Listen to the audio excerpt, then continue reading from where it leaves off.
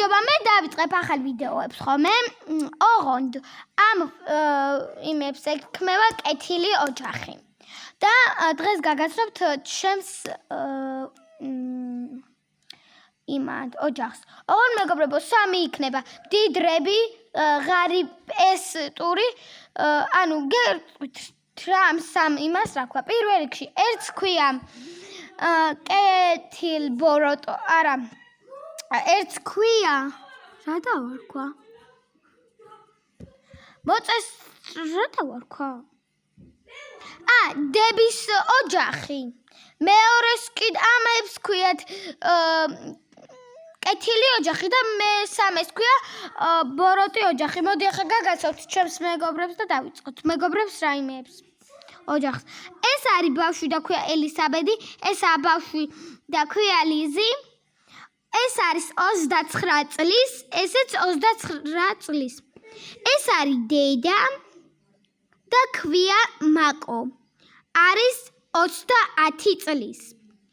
ეს არის პატარა და ქვია ნინია და არის 5 წლის. ეს არის გიო და არის 5 წლის. მოდი ახლა დავიწყოთ. ბავშვებო, რა ხდება დედა? რა ხდება და მინდა გითხრა, გავდივართ და უბრალოდ ეგ მინდა და მეთქვა.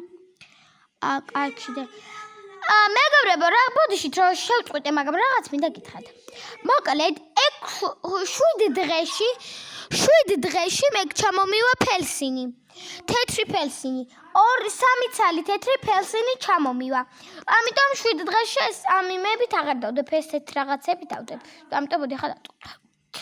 რა ხდება დედა? რა ხდება ელისაბედ და მოკლედ დღეს ჩამოდის ჩვენი ბებია და ბაბუა. რა? აი დედა რა ლიზი რა მოხდა რომ ჩამოდიან ლიზი პირველად ჩამოდიან?